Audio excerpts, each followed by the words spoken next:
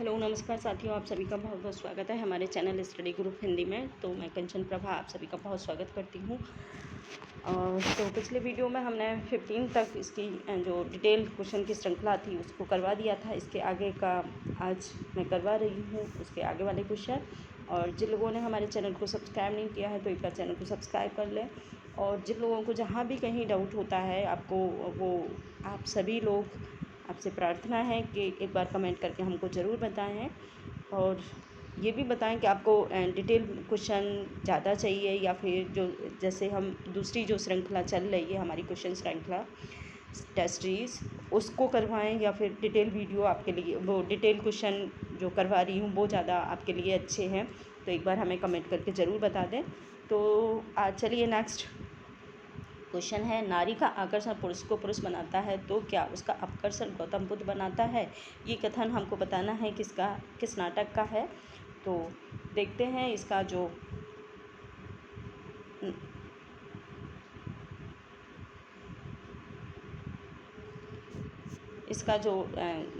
इसकी व्याख्या है वो है आषाढ़ का, जो ऑप्शन है वो आषाढ़ का एक दिन है, आधे अधूरे, लहरों का राजहंस या पैरों तले जमीन।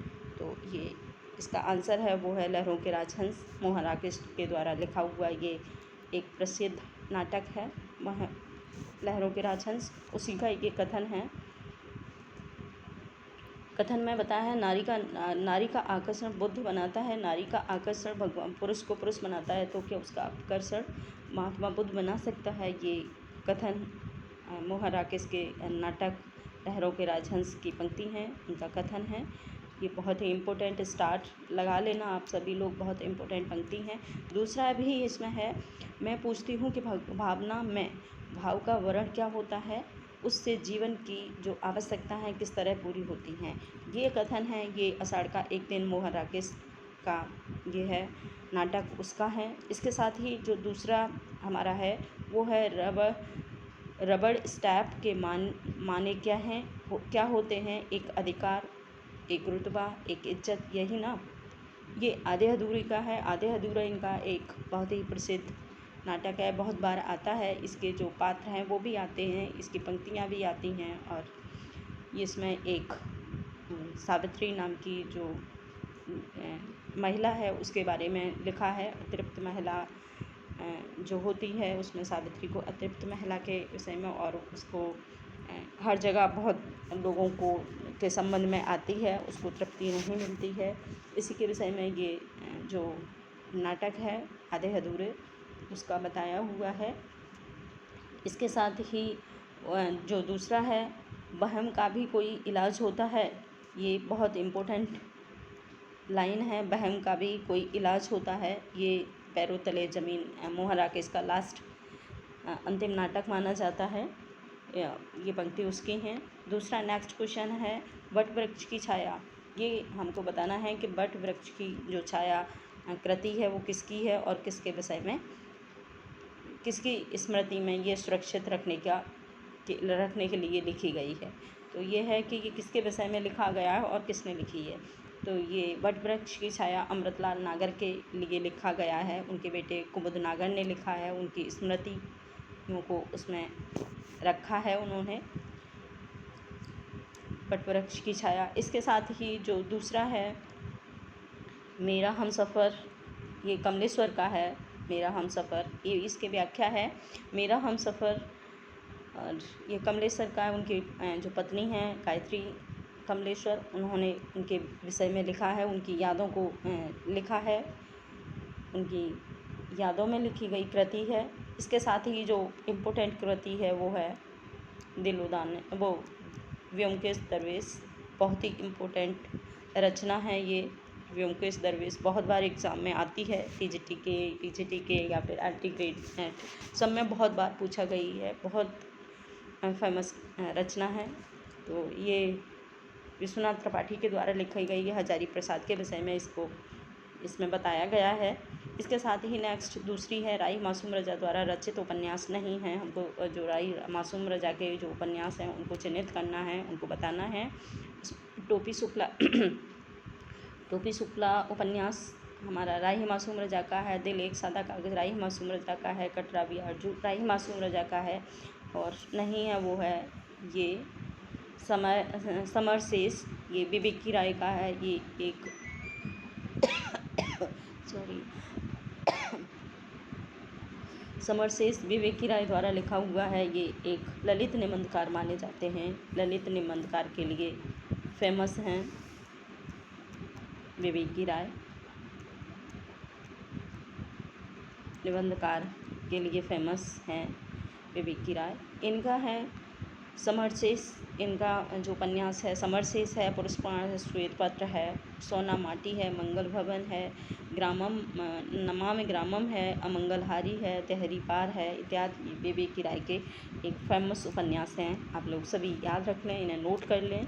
जिन लोगों ने नोट नहीं करे हैं आप लोग नोटबुक और पेन लेके बैठा करें, और जो भी क्वेश्चन थोड़ा सा हटके लगता है, इम्पोर्टेंट लगता है, उसे तुरंत नोट करते चलें, अपने साथ में नोट्स बनाते चलें, इससे कि जब आपके एग्ज़ाम हो तो उसकी रिवीजन कर पाएँ आप दोबारा से। इसके साथ ही नेक्स्ट हमारा दूसरा क्वेश्चन है, भक्ति के आंदोलन की जो लहर दक्षिण में आई उसी ने उत्तर भारत की परिस्थितियों के अनुरूप हिंदू मुसलमान दोनों के लिए एक सामान्य भक्ति मार्ग का भी भावना कुछ लोगों में जगाई थी। युक्त कथन किसका है? तो ये कथन जो है वो हमारा रामचंद्र शुक्ल जी के द्वारा ये लिखी हुई पंक्तियाँ उनका कथन है कि जो भक्ति आंदोलन हमारे स्टार्टिंग में चला था तो वो उसकी लहर हमारी दक्षिण भारत से मानी जाती है। दक्षिण भारत से इसकी एक युक्ति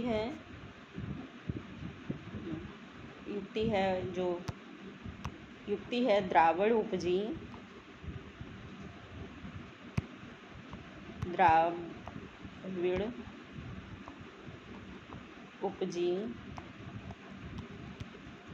लाए रामानंद। ये एक फेमस कृति है इसके लिए, द्राविड़ उपजी लाए रामानंद। ये शुक्ल जी के अनुसार इनको ये दक्षिण भारत से जो भक्ति परंपरा हमारी स्टार्ट हुई थी वो दक्षिण भारत से आई हुई एक लहर है। इसके साथ ही इसकी व्याख्या देख लेते हैं। व्याख्या क्या कहती है हमारी?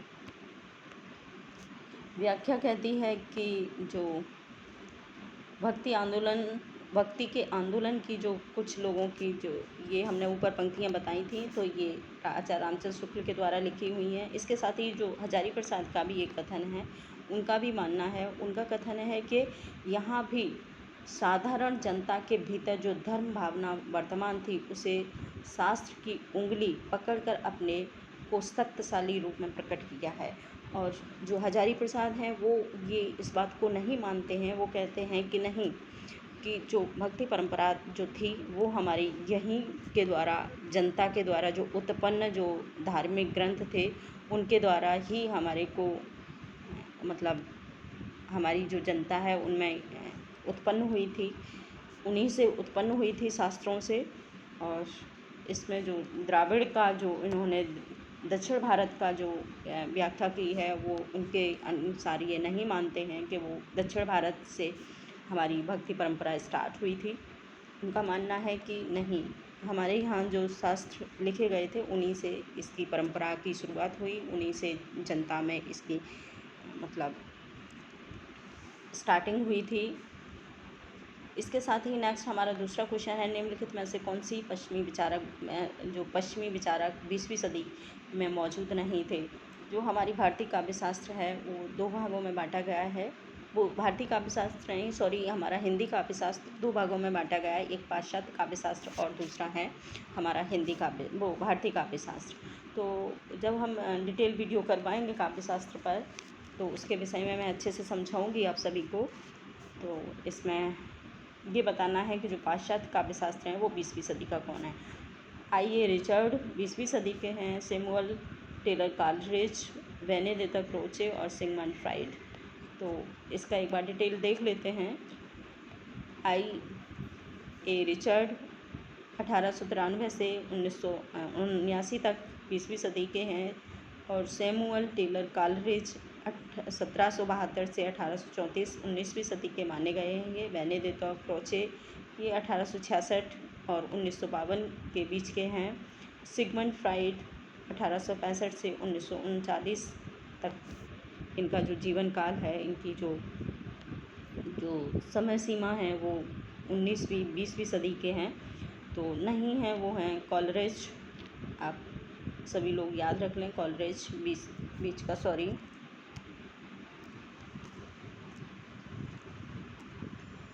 इसके बाद जो दूसरा है, तनना बुनना तजो कबीरा, राम नाम लिख लियो शरीरा, मुस मुस रोवे कबीर की माई, एक बार कैसे जीव वही खुदाई।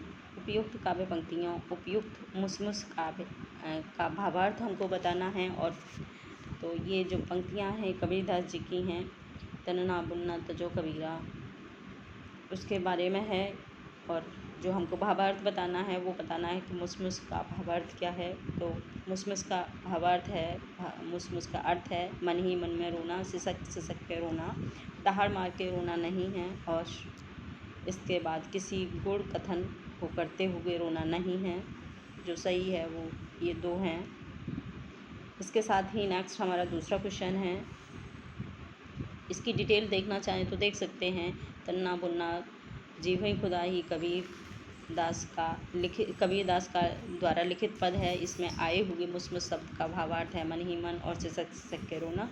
इसके बाद दूसरा हमारा नेक्स्ट क्वेश्चन है, इंद्री का लड़बड़ा, जिम्मा का फूहड़ा, कांक का जति, मुख का सती, जो सतपुरुष उत्तमो कथी, गोरखनाथ की दृष्टि से सच्चा साधक वही है जो।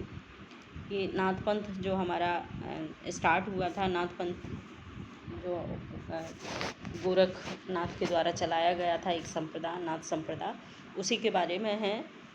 तो उसी का जो गोरखनाथ ने इनके अनुसार बताया है कि जो सच्चा साधक है, एक सच्चे साधक की क्या विशेषता होनी चाहिए, क्या संयमनी होना चाहिए, इंद्रिय दमन करने वाला होना चाहिए, कूट भाषा होना चाहिए, अम्मा सुखवादी होना चाहिए। तो इसका जो राइट आंसर है वो है संयमी होना चाहिए और इंद्रियों को दमन करने वाला या इंद्रियों को बस में करने वाला होना चाहिए, अपने मन पे काबू करने वाला होना चाहिए। ऐसे उनमें जो नाथ संप्रदाय था उसमें उसके नाथों के कुछ नियम थे, नियम बताए हैं। देख लेते हैं इसका व्याख्या। गोरखनाथ के अनुसार सच्चा साधक वही है जो इंद्रियों को वश में कर सकता है, कुछ भी हो, अनावश्यक बोलने वाला न हो, भोग विलासी से दूर हो और सत्य धर्म का पालन करने वाला हो, सात्विक प्रवृत्ति से युक्त हो, वाचन कर और सत्य वचन करने वाला हो, अर्थात वह संयमी और इंद्रिय दमन करने वाला हो। तो ये इसका जो व्याख्या है इस क्वेश्चन की। इसके साथ ही नेक्स्ट दूसरा क्वेश्चन है हमारा 23 वो है, श्याम मिनोदी रे मधुमनिया, अब हरे गोकुल काहे को अबहीं, चाहत नो यौवनिया, सूरदास प्रभु तजय कामरी, अब हरे भये चिकनिया। अब हरे भये चिकनिया के द्वारा सूरदास का क्या कहना चाहते हैं। तो इन जो पंक्ति दी हैं उसमें जो हरी भये चिकनिया का हमको भावार्थ बताना है, जैसे पिछले क्वेश्चन में था उसी के जैसा है। तो क्या जो श्री कृष्ण हैं कि चिकने घड़े हो गए हैं, भगवान चिकने चुपड़े हो गए हैं, श्री कृष्ण छैला हो गए और श्री कृष्ण सुंदर छवि वाले हो गए। तो इसका जो आंसर है वो है 4। आंसर 4 है। इसमें दिया हुआ है कि जो एक 4 दिया हुआ है। इसमें देखते हैं व्याख्या है। अब भय चिकनिया के द्वारा सूरदास जी का कहना है कि भगवान छैला हो गए, अर्थात वह बहुत ही बन के रहने वाले हो गए, हैंडसम हो गए हैं और श्री कृष्ण गोकुल जाकर सुंदर छवि वाले हो गए हैं। ये है इसकी व्याख्या। इसके साथ ही नेक्स्ट हमारा दूसरा क्वेश्चन है 24 क्वेश्चन है, ये यूं ही मन मोरो मेरे काम को ना रही हो माही, श्याम रंग हवे करे सामान्य श्याम रंग में।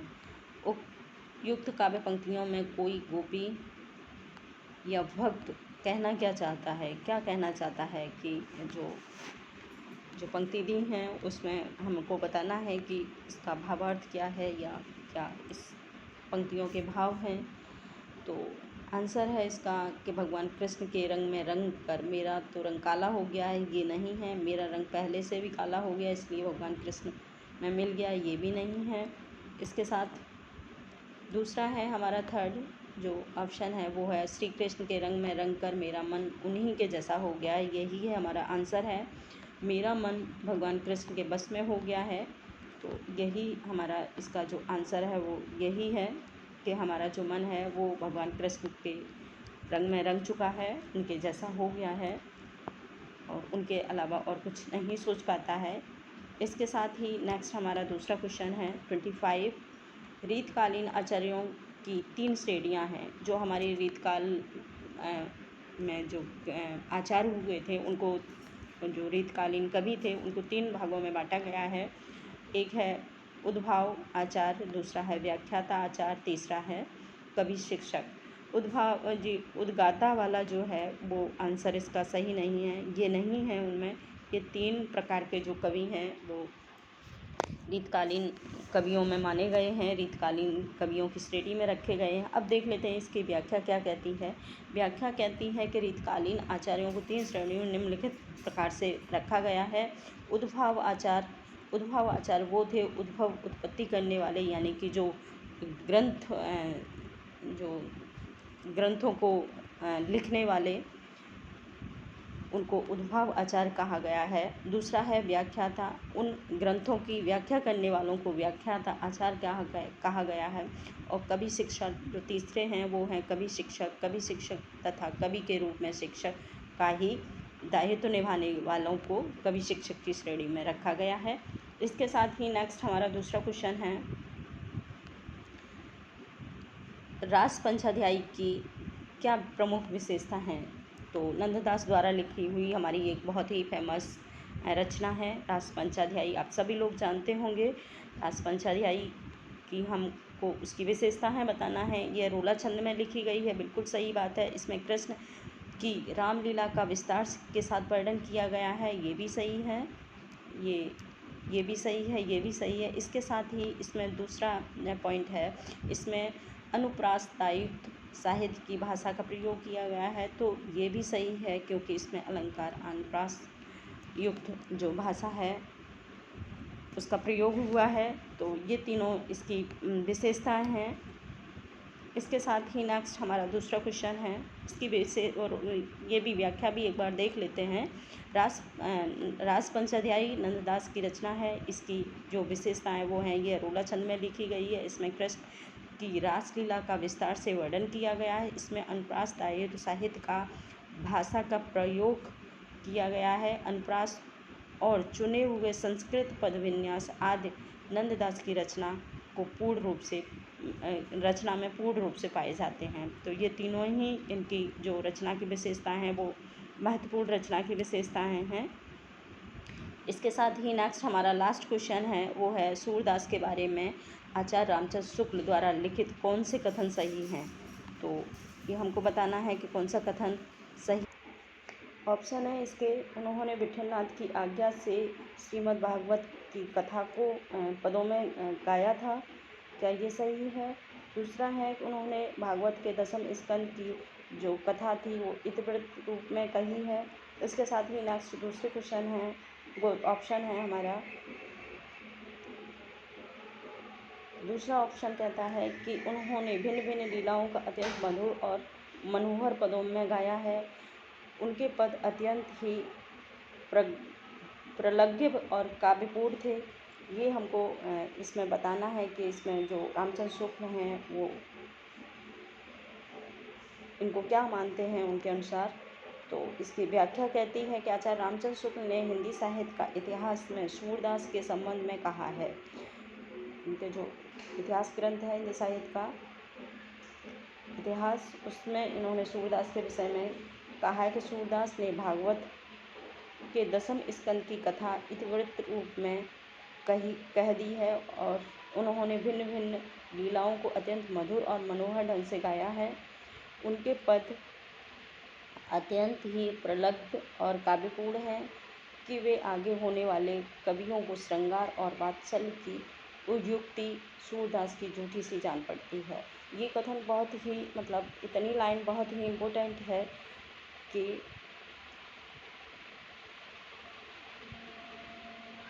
आगे वाले होने वाले कवियों की श्रृंगार और वात्सल्य से युक्त सूरदास की झूठी जान पड़ती है।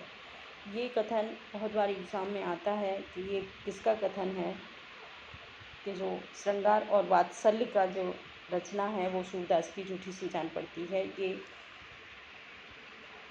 आचार्य रामचंद्र शुक्ल कहते हैं कि जो सूरदास के बाद के कवि हैं वो ऐसा लगता है कि जो उन्होंने सूरदास जी की नकल की है और उन्हीं की नकल मार करके जो रचनाएं लिखी हैं वो उनकी रचनाओं में उनका जूठन जैसा प्रतीत होता है। तो आज इतना ही। नेक्स्ट दूसरे क्वेश्चन वीडियो में और आगे वाले क्वेश्चन करवाऊँगी। और आप सभी से विनम्र निवेदन है कि एक बार कमेंट करके हमें ज़रूर बताएं आपको कैसे क्वेश्चन की ज़रूरत है। लॉन्ग क्वेश्चन जैसे अभी डिटेल करवा रही हूँ या फिर शॉर्ट क्वेश्चन, वैसे तो मैं दोनों ही प्रकार के करवा रही हूँ, और लेकिन फिर भी आप लोगों से निवेदन है कि आप कमेंट करके हमें ज़रूर बताएं। तो आज इतना ही। Thank you.